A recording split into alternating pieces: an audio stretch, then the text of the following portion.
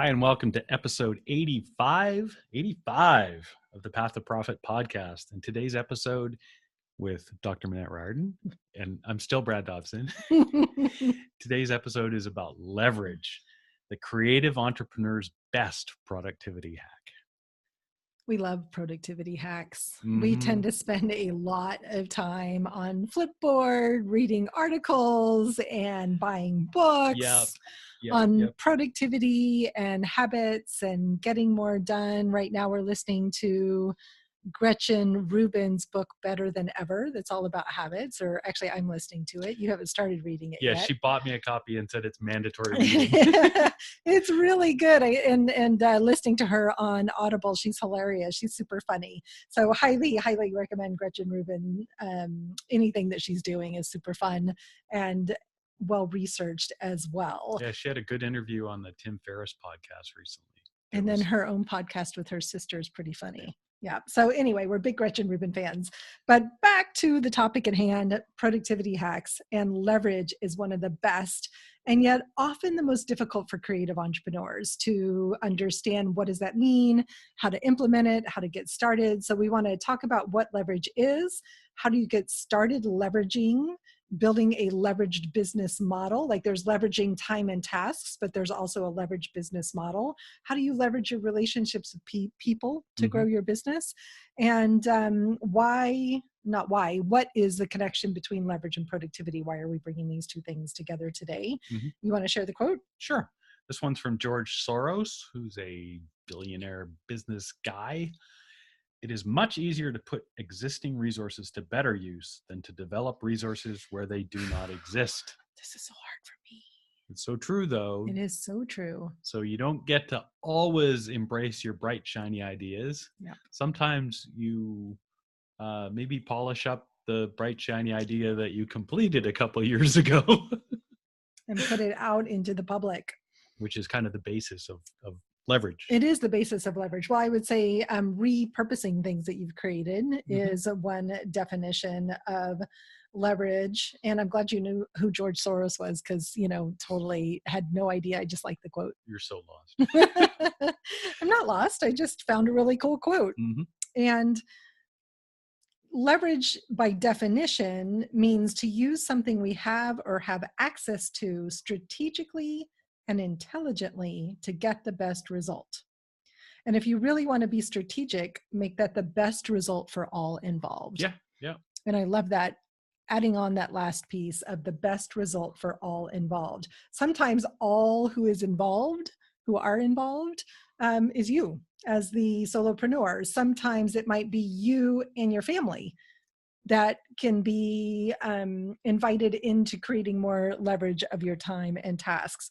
But when I look at leverage, I really consider that you can leverage your time, you can leverage your content, and you can leverage people. And that's kind of what we want to dig into today. You want to talk about leveraging time? I guess something that's coming to mind as we talk about this. I can see your little wheels spinning. I come to this naturally as a software guy, because everything we do is about code reuse. We very rarely write pieces of code that we didn't intentionally think forward. Well, how could this be reused? How could it be used in the future by another project or reused within the program that I'm writing? And so it's in my nature to look for things that I can leverage that way or to reuse. So that it just came to mind as we were talking about it. In terms of leveraging time, I think it's about finding things that are going to do double duty. Is that blog post you wrote something you could also have in a newsletter, in an email newsletter, or something you could also post on social media? Is that talk you gave something that you could transcribe and use as a blog post or an email? Those types of things where you're thinking ahead, or you're thinking about, well, how does this serve me in multiple ways? So, another way that you can leverage your time is by letting go of tasks that someone else can do.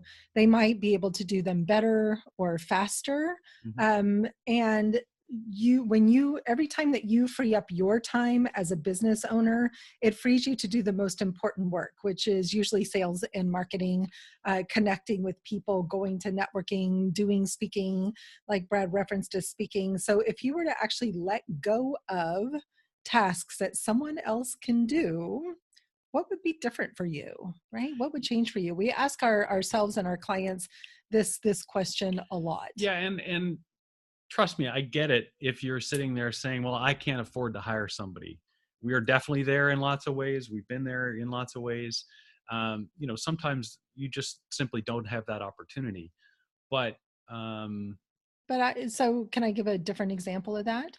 So you might not be able to hire someone full time. mhm, And I heard my friend Rebecca Hall Greider say this, and I thought it was a great example. She would set money aside for outsourcing. right. And so she might have just enough money to hire someone for 2 hours to maybe do graphic design, or an hour, couple of hours to set up an email opt-in. So it's not about employees. It's not about bringing people on consistently.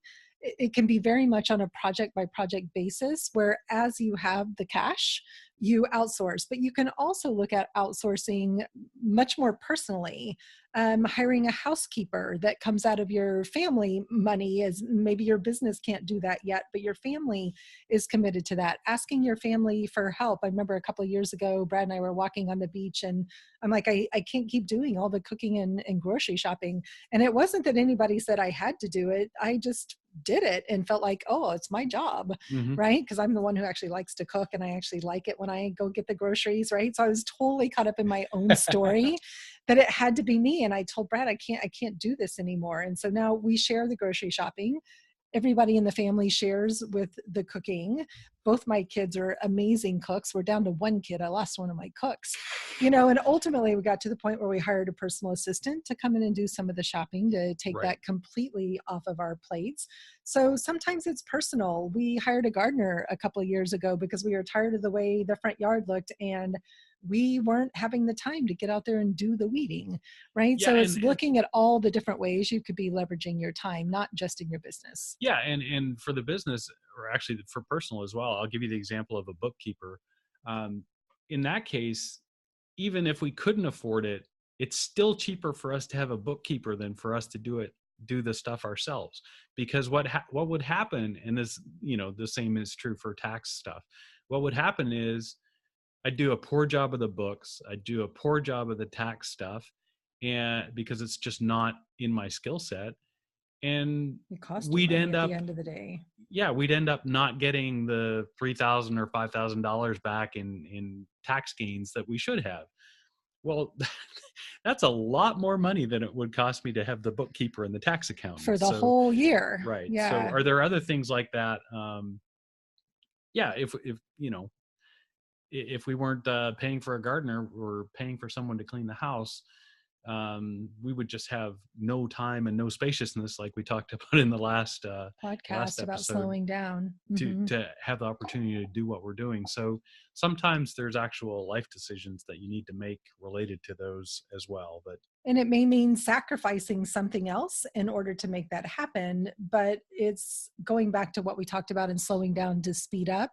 It is about spaciousness, it is about choice. And it's about really being 100% committed to building your business.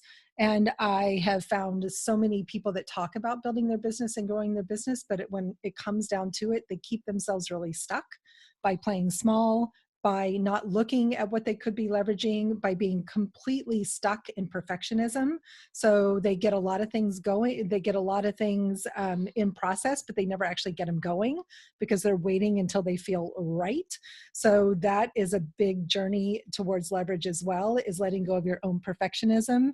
I happen to be that, a little bit of a type A personality that's like, I can do it better, I can do it faster. It takes me 10 times as long to train someone else how to do it. And when we first hired our personal assistant, it was really frustrating because I like realized I was expecting her to read my mind. And so I learned how detailed I had to be. And that once the details were in place, then it was easy. So that was another great example of slowing down to speed up. I had to slow down, document the processes, ask her to implement the process, fix the process wherever it was broken, and keep going. So, but by doing that, it completely freed me up to do the more important work in our business. I'm the salesperson. I need the time to have sales conversations. Sometimes those can take 2 or 3 hours over the course of a few days or a few weeks. I have one that, we're going to be going on the third or fourth call next week, and I need to have the time to do that and not be stressed and worried about what's for dinner tonight. Yeah, or if you're someone like me who's Joe's self-sufficiency, you just don't want to give those things up because it's something, it's a point of pride or a point of just of who I am, that I can do all those things on my own. And that's not helpful either. There's, that doesn't help leverage your time for, if I spend 10 hours this week on a job that would pay $8 an hour, that's 10 I don't think you hire anybody for $8 well, an hour. whatever it Well, I guess is, if you went to the Philippines, or that's which is 10, that's possible. 10 hours that I'm not spending on $100 an hour task or a $500 an hour task. So, you really have to look at the economics for some of those things as well, especially if you have customers waiting. Yeah, and it really is understanding what your time is worth. And I think that when we value our time, it really shifts our perspective and our belief in ourselves that we can create a leveraged model. A whole completely different definition of talking about building a leveraged business model is looking at how can you leverage your relationships. So looking at who are your strategic partners and your referral partners, who are your business colleagues that you can ask to help you promote a project that you have going on, whether that's a new lead magnet, a new free gift, or whether it's a workshop that you're hosting. You can find people that will mutually share out your content and information.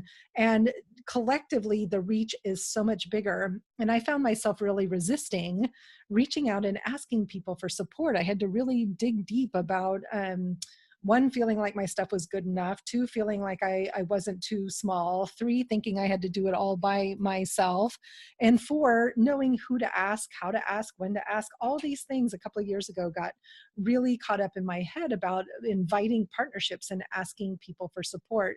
And I wouldn't say I'm still really good at it. I'm good at hiring support. I'm not always good at reaching out and asking my colleagues for support. And I know it's a place where I could stretch and grow in my business. I offer support, I promote other people's stuff, right? So it's just that noticing where you get getting caught up in your own mind about why you cannot create a leverage business model, why you cannot ask for support. Is it time? Is it money? Is it fear? Is it perfectionism? Well, and those people might just be your family.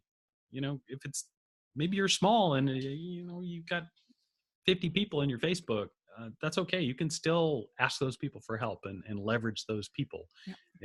Don't misinterpret the word. It's not like you're forcing them to do something, but you can be bigger than just one by using those relationships and asking for help. And making sure they're reciprocal, right? Making sure they're reciprocal. I think, we get stuck in not making it okay to ask for help, or we get stuck in giving and being generous and don't have clear boundaries about how much we're giving or how much we're asking. So having clear boundaries around your leverage model is also really important. You know So what? we got through time and people Yeah. for And for let's different things that we could leverage. we did get through time and people. So let's dive in a little bit, because I think it's probably the way that we use leverage to increase our own productivity the best, right, is through repurposing content. So let's talk a little bit about that. Yeah, we like content. We're good at creating content. Yes, both of us are good at creating content. and I think our big deal this year I'm is creating art instead of content. is starting our creative business accelerator, which is a way that we're able to leverage the tons of content that we have into a program that we can leverage for money and we can help our clients with in multiple different ways.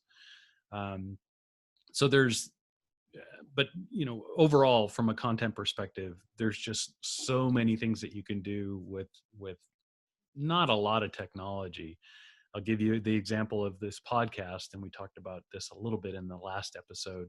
Um, this podcast we record with a program called Zoom that you can get. I think the free one is or not free, but the low cost is pretty cheap per month. For Zoom? Yeah. Yeah, it's like $14 a month. Yeah. So we can sit here and record video. It'll give us video and audio output. We upload the video directly to YouTube, which is free, as you know. We upload the audio to Amazon S3, which you get free as part of your Prime subscription. So we have Prime, and hey, why not use it, I right? think we pay maybe $2 a month now because we have so Oh, much is it? content up there. Okay. And then we send the audio off to rev.com to pay. We pay for a transcription. It'll cost us $25 or $30. So now we have a full textual transcription of the audio. We turn that into a blog post. So now Google can see it with all of the words instead of just being audio or video that's kind of opaque from an SEO perspective. And then we can post that blog post and the content on Facebook or Twitter or whatever social media channels that we want, and we can send it out via email.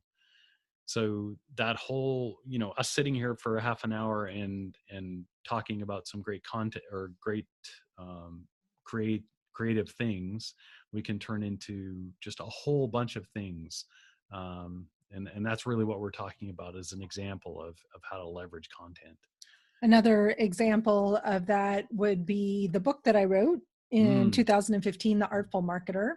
So I wrote that book in about 6 weeks because I repurposed content. I pulled content from my blog, from speeches that I had given, from workshops that I had led. It actually, writing that book helped me realize how clear my whole teaching and training system was for my business coaching practice at the time. And I still repurpose the content from that book.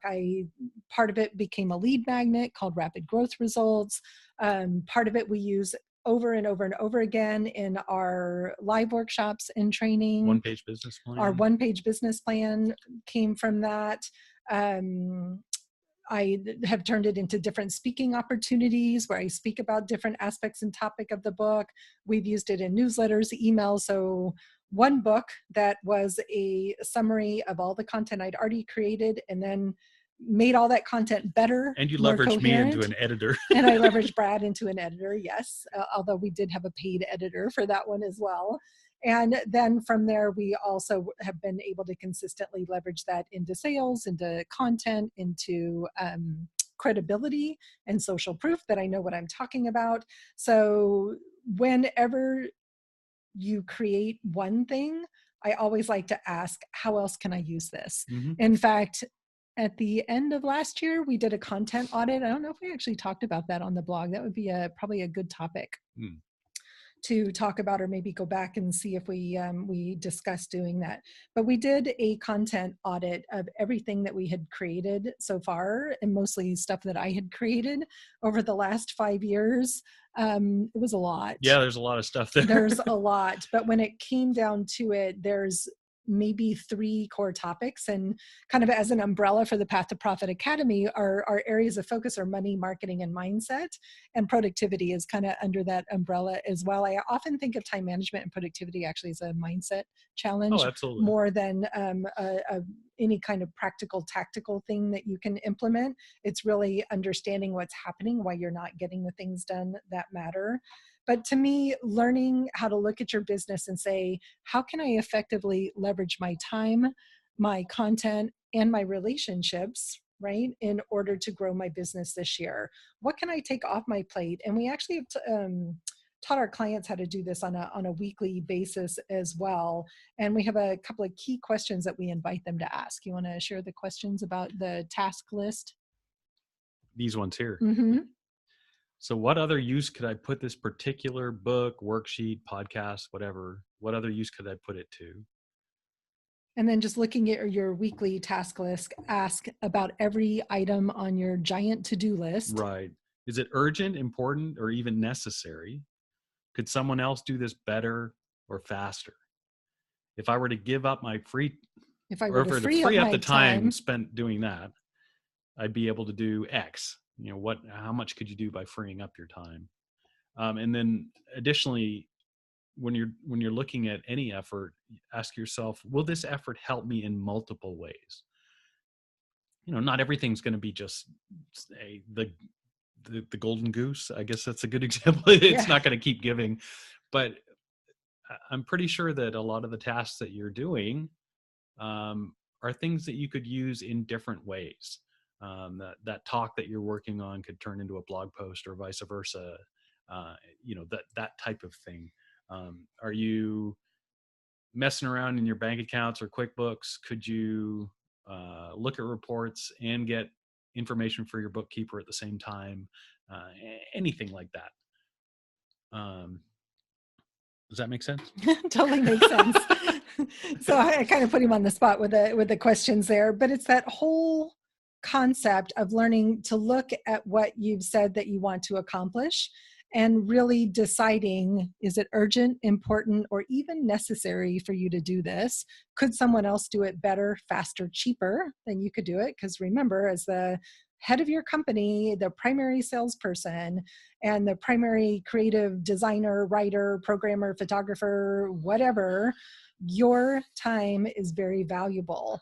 And not to say that our bookkeeper's time is not equally valuable, but she gets things done better, faster, and cheaper, not because she's low cost, but because she does it so much faster than I could do it. It takes way less time, right? So it takes less investment of time and money. What came to mind again is the 4-Hour Work Week, right? The Tim Tim Ferriss Ferriss. book, talking about how he basically outsourced everything. Not necessarily saying you want to do that, but take a look at that book. There's an attitude in there, and I've seen it in so many successful entrepreneurs, of clearing your schedule of the Joe jobs, because there's somebody out there that will do them way cheaper and way better. And they will benefit from having the work, right? To me, it's also you're supporting the economy, you're supporting your community when or the Philippine economy. The Philippine economy, right? It doesn't matter where you outsource it to, Yep. right? We have no judgment about that. No. There's lots of people having great success outsourcing to the Philippines right now. So it's an easy way to get started with outsourcing. But it's just that remembering you don't have to do this by yourself. You don't have to do it all alone. Mm-hmm. And this is, again, a reflection of our last podcast episode about slow down to speed up. This is about slowing down, looking at what you can take off your plate. What could someone else be doing so that you have the time you need to focus on your most important work? Yeah, definitely. I think the only thing that I would add to that is, when you do slow down and look at what you could leverage, please look at the repetitive tasks that you're doing. Where could you create systems? We didn't even talk about that. Yeah, well, we're going to talk with systems in the next episode. But if you have those types of things, those are incredible opportunities for leverage in your business, where you can outsource them. Yeah, and we have a great free resource to help you manage your tasks and make sure you're working on your most important tasks. The Artful Profit Planner. And it's at artfulprofitplanner.com. You can download a free copy of our 30-day profit planner, along with a video training of how to use it. This is not a scheduler. It's not an agenda. You could recreate the whole thing in your bullet journal if you're fond of bullet journaling. I think I've talked about bullet journaling on here before. It's a pretty way to plan, but it's all about understanding how to manage your tasks, how to break projects down into bite-sized increments and create more momentum in your business. Yeah, really good stuff. And did we say we'll have that in the show notes? It'll be in the show notes. So everything's always in the show notes, but it's artfulprofitplanner.com, because we know you're probably listening to this in the car, out on your walk, or while you're doing the dishes. That's where I tend to listen to my podcasts. And so artfulprofitplanner.com is where you can find that. And you can find the show notes at pathtoprofitacademy.com. You bet. Click on the podcast tab at the top. Yep. And you can find all of our show notes, including the whole transcription. You can see exactly what Brad was talking about, how we're leveraging more of our content content in order to free up our time to work on other good stuff. And so on our next episode, we're going to talk about episode 86, the creative's kryptonite, the battle between systems and flow. and That'll it be a good is a one. battle. It is going to be a good one. We don't know what we're going to talk about yet, but We're we have gonna a get cool out the Nerf title. bat. She's gonna be flow, and I'm gonna be systems. Oh, if I'm in flow, I'll be dancing. We'll have the Nerf bat. So thanks, everybody. I'm Dr. Minette Riordan, along with my husband, Brad Dobson, and we are the founders of the Path to Profit Academy. Bye, guys.